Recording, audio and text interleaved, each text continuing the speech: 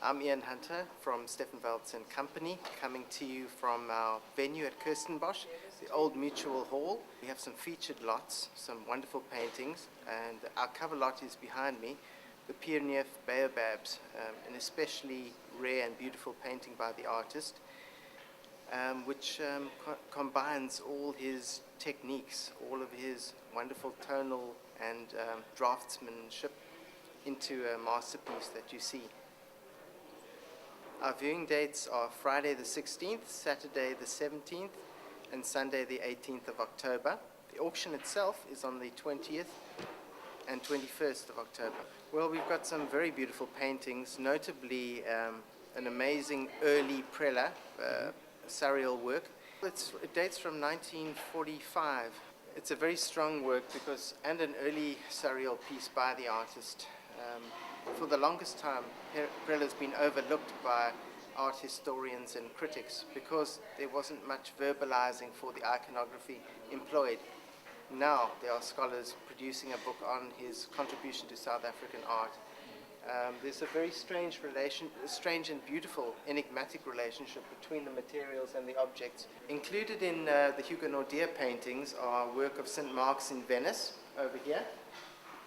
Beautiful work, richly brocaded and lovingly painted, and alongside it is a study of Fort Jesus, Mombasa, in Kenya.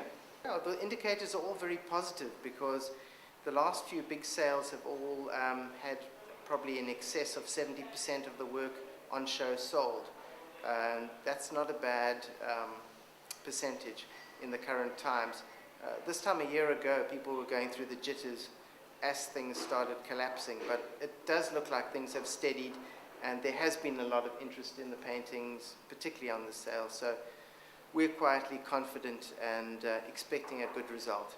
In most cases, when good South African work comes under the hammer in foreign countries, the South African big collectors and dealers will go over to procure it and bring it back. There are some instances when British or continental buyers are very strongly taken with Irma's work, but most of the time they are being acquired for South African collections.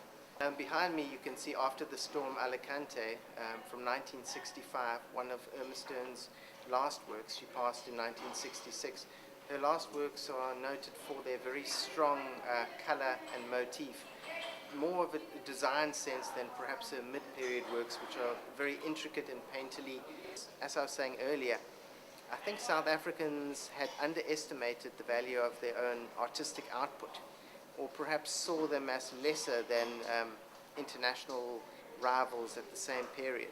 And perhaps world history is now reappraising South Africa's contribution to the art world, because you look at somebody like Pioneer or Stern, very, very much very unique visual languages and painting styles, and uniquely South African iconography.